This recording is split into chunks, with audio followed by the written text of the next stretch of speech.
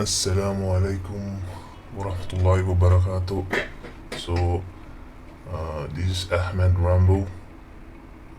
So, ngayon, I will teach you how to start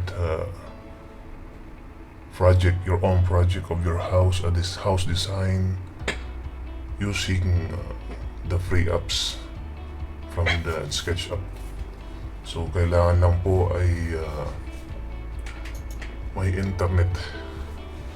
So, just type the word up, the sketchup.com,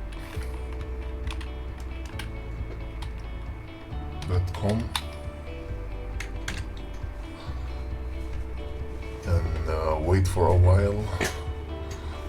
So, ang kailangan lang po dito ay yung Google account. So kung wala pang Google account, so mag-sign up na po. It's very easy. So ito yung previously nagawa ko. So let's open this one.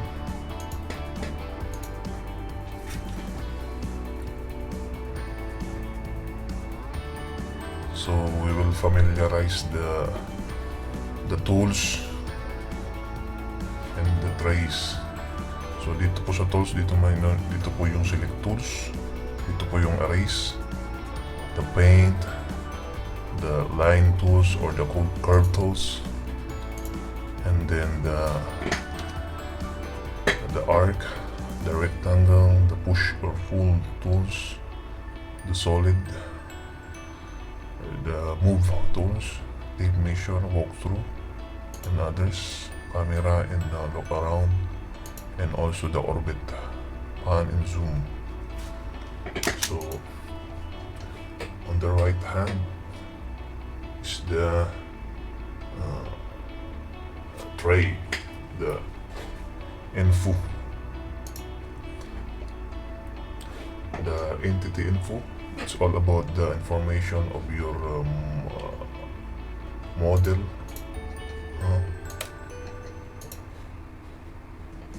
So just like this one, you can see that there is the 5 entities. And also this one, like just like for the line, it has the length, and for the solid, it has the volume. So, and also the outliner, but need to upgrade or need to purchase or download or install Sketchup. And then there is the instructors. If you want to learn kung ano ba yung mga ibang technique ay pwede nyo itong gamitin. And then the component. This one from solid, you can make the component, or this one you can make it automatic from make it group or component, and it will automatically add on the component section here. So mamaya ituturo ko yan. Later on we will discuss about it. And then yung materials, how to apply the materials.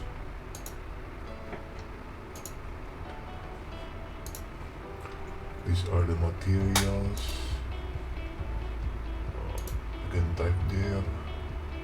The 3D painting. Printing. Asphalt and other. The bricks, the woods, and other. Nagkaroon ng component dito.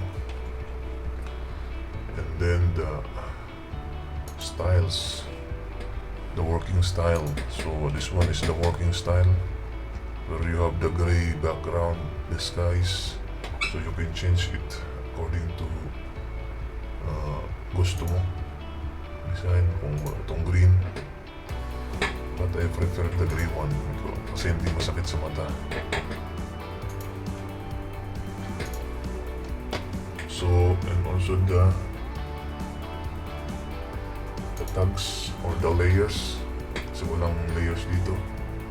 So dito there's a lot of bunch of tags here that I think coming from the another component that I insert here. Ito yung mga component na mga kanina. And then the views, the perspective views, the isometric, the right and left, the front, the top, the left and the right, the back.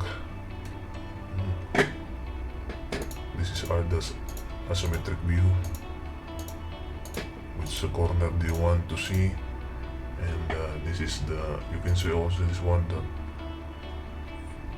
2 points perspective. You can adjust according to what you want. Kung anong gusto mong makita. And also the parallel.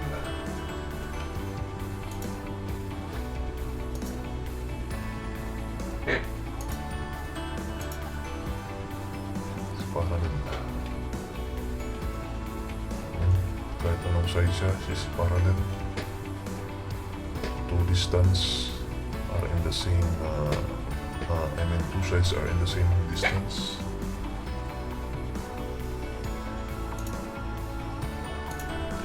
So I prefer to use the perspective when modeling.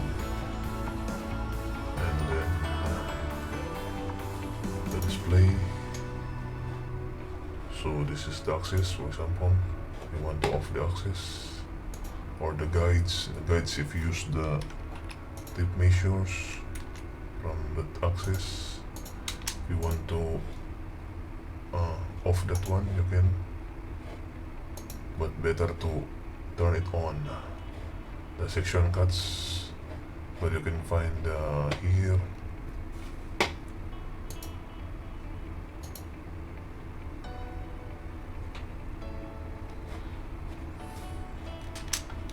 And then the model info.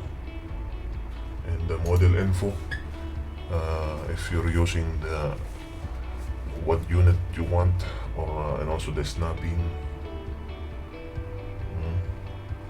yung tapang pag-increase ng gusto mong distance. Tulad dito, nag-increase siya ng 0.01 meter.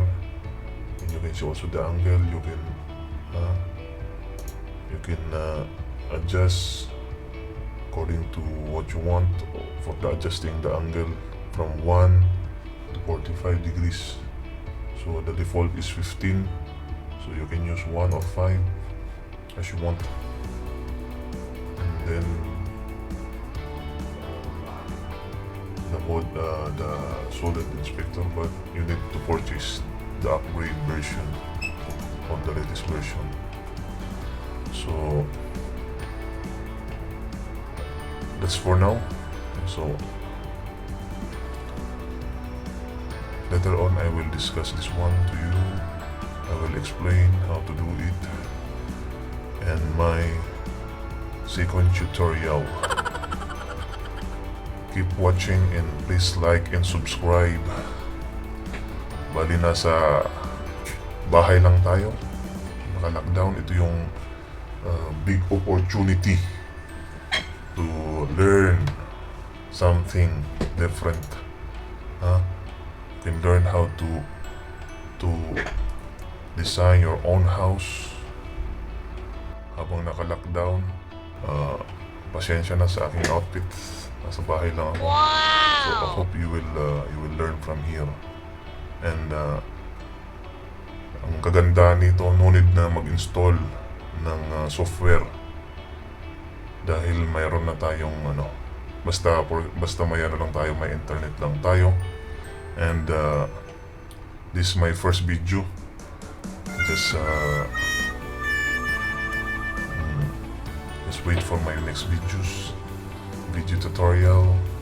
So sensya na, I might using Taglish, Tagalog, English, and medyo nabubulo because I'm just a beginner. But hopefully, let's say na makapag-share ako ng knowledge kahit paano. So salamat at kalimutan pong i-subscribe po yung channel ko. Salamat.